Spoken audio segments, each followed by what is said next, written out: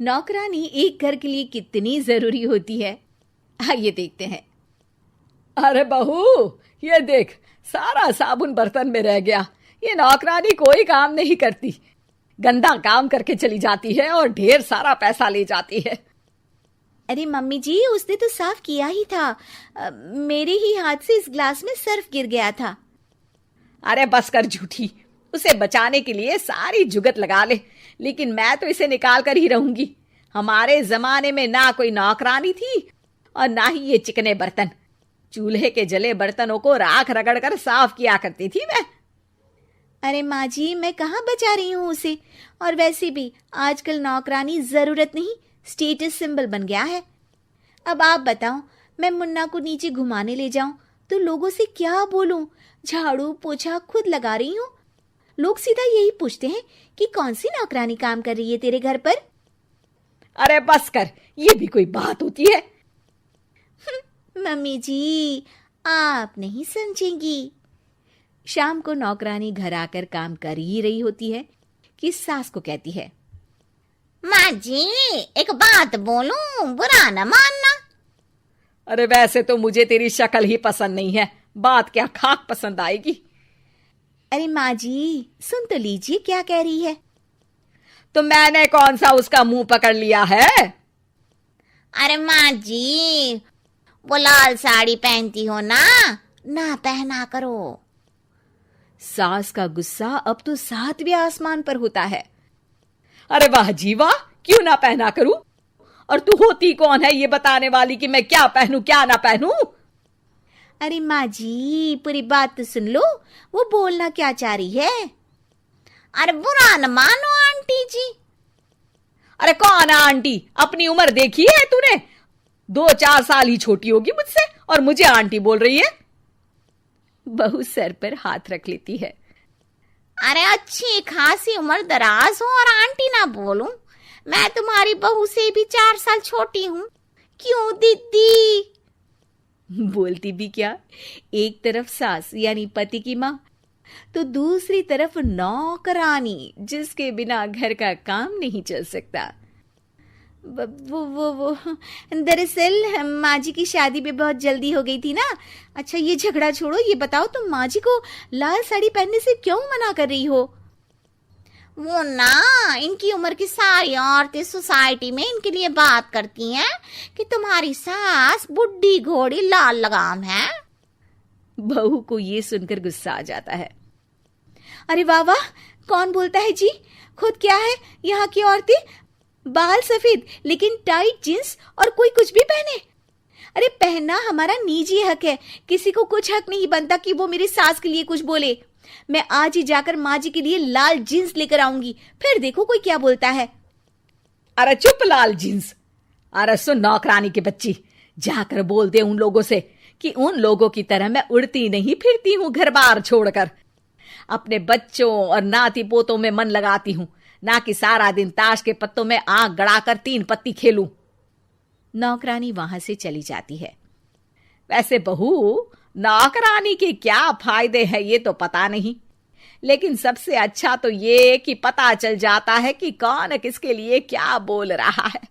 Society में तेरा नौकरानी रखने का इरादा बिल्कुल ठीक था। अगले दिन उन लोगों के घर की बेल बजती है। बहू दरवाजा खोलती है कि सामने कुछ औरतें खड़ी होती हैं। अरे बहू, कहाँ है तेरी सास? बुला जरा। अरे बहन जी, आप सारी एक साथ आइए आइए, कैसे आना हुआ? अरे 3 पत्ते खेलने आई हैं, क्यों खेलोगी? क्यों नहीं क्यों नहीं, वैसे भी बड़े दिन हो गए, एंटरटेनमेंट हुआ नहीं। बहू जा जाकर पकोड़े तो बना ला। अरे बस करिए, आगे कुछ पीछे कुछ। वैसे तो कहती है कि परिवार पर ध्यान देती है, हमारी तरह 3 पत्तियां नहीं खेलती। हमने कौन सा परिवार छोड़ दिया?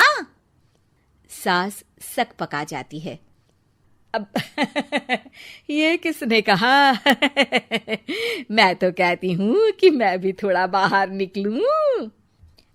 आपने ही तो कमला नौकरानी से ये सारी बात की थी। सास और बहू को अब सारी कहानी समझ आ जाती है कि सोसाइटी की औरतें क्यों भड़क रही हैं।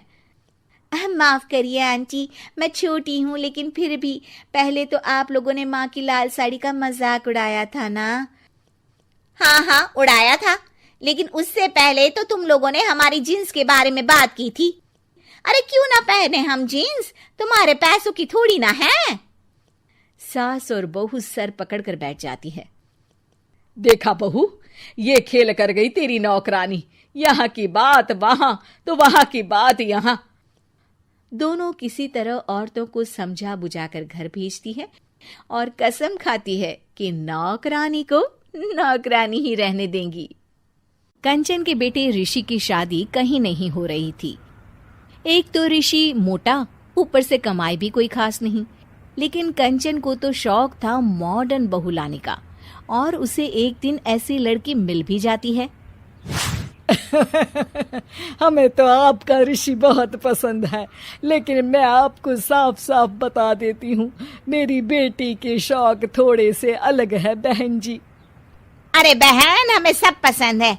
आपकी प्रियंका जैसी लड़की की तलाश मुझे कब से थी। जींस पहनकर अंग्रेजी में गिटर पिटर बोला करे। अरे बहन, जरा सुन तो लो, मेरी बेटी के शौक क्या क्या है। अरे नहीं नहीं बहन, बस लड़की को देख लिया तो सब कुछ देख लिया। आप ना शादी की तैयारी करो, और वो जरा सामान की लिस्ट भी दी है ना मैंने। हाँ बहन जी, सारा सामान शादी से एक दिन पहले ही आपके दरवाजे आ जाएगा। मजा आ गया, मजा आ गया। अब तो बस आप शादी की तैयारी करो। प्रियंका के माता पिता के जाने के बाद कंचन का पति उससे कहता है, अरे भाग्यवान, तुम तो कुछ ज्यादा ही जल्दी दिखा रही थी शादी की। अरे बोलने तो देती, लड़की की माँ क्या बोलना चाह रही थी। अरे आप चुप रहिए जी, कुछ पता भी है आपको, बस मुफ्त में बोले जा रहे हैं। मेरी दोस्त शशि की बहू देखी, लंबी पतली और पढ़ी लिखी, हजारों में कमाई और संस्कारी भी। अरे पर जब वो मेरी बहू देखेगी तो जल भुन जाएगी। लेकिन तुम तो शादी ऋषि के लिए कर रही हो ना, या शशि के लिए? तुम्हारा लड़का कुछ कमाता भी नहीं है और शरीर भी भगवान की दुआ से फूलता ही जा रहा है। फिर बोले आप हैं? फिर बोले आप? मैंने कहा ना, प्रियंका जैसी जींस पहनकर अंग्रेजी झाड़ने वाली बहू किस्मत वालों को ही मिलती है। चुप रहिए आप। पति के लाख कहने पर भी कंचन ऋषि की शादी प्रियंका से करवा देती है, लेकिन प्रियंका जैसे ही घर में आती है वैसे ही जोर जोर से चिल्लाकर नाचने लगती है। आज मेरे यार की शादी है, आज मेरे यार की शादी है। अरे नाचो मां नाचो।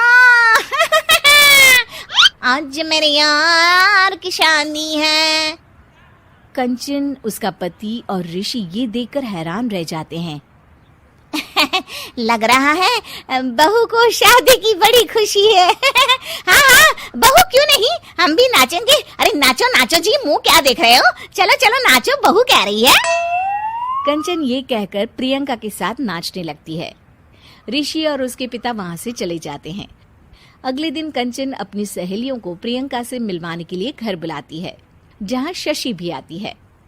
अरे शशि, कैसी हो? मैं ना तुम्हें प्रियंका से मिलवाती हूँ। अरे सच में बहुत ही एडवांस सोच की लड़की है, कितने मॉडर्न ख्यालात है उसके, पता है तुम्हें? अरे हाँ कंचन, जरूर, बच्चों की शादी अच्छी ही होनी चाहिए। और वैसे भी तुझे तो शुरू से ही ऊंचे ख्याल की बहू चाहिए थी। तभी कंचन की सहेली कहती है, अरे कंचन, बुलाओ ना प्रियंका को, हम भी मिल ले। अरे बहू प्रियंका, जरा बाहर तो आना। कई बार आवाज देने के बाद भी प्रियंका बाहर नहीं आती है तो कंचन को बुरा लग जाता है। वो उसे लेकर बाहर आती है, लेकिन ये क्या, प्रियंका लड़खड़ाती हुई बाहर आती है और उसके हाथ में शराब की बोतल होती है। हालांकि शराब पीना स्वास्थ्य के लिए हानिकारक होता है और ये हमारी किडनी के लिए बहुत ही खतरनाक है, लेकिन कंचन की बहू प्रियंका पूरे नशे में होती है। अरे इतने सारे लोग। ये कहकर वो शशि के पास जाती है। आंटी जी, पत्ते खेलेंगी? पत्ते? अरे दूर हो, दूर हो, तुम्हारे मुंह से तो शराब की बदबू आ रही है। अरे कंचन, माना तुम्हें मॉडर्न बहू चाहिए, लेकिन आधुनिकता का मतलब ये तो नहीं ना। बुरा ना मानना कंचन, तुम्हें पता था कि तुम्हारे बेटे की कमाई और शरीर दोनों ही ठीक नहीं है, तो तुम्हें उसी हिसाब की लड़की से शादी करवानी चाहिए थी। ऐसा कहकर सभी औरतें वहां से चली जाती है। तभी प्रियंका की माँ कंचन के घर आती है। अरे बहन जी, बड़ी चालाक निकली आप तो। बिना बताए अपनी पियक्कड़ बेटी मेरे लायक बेटे के गले में बांध दी। आय हाय, बड़ी आई बिना बताए। उस दिन जब मैं ये बात बता रही थी तो तुम तो सुनने को भी तैयार नहीं थी। अब भुगतो तुम। ये कहकर वो वहां से वापस चली जाती है। सबके जाने के बाद कंचन अपना सर पकड़ लेती है। हाय रे, आधुनिकता की अंधी दौड़ में मैं अपनी संस्कृति ही भूल बैठी थी। अब तो राम ही बचाए मुझे।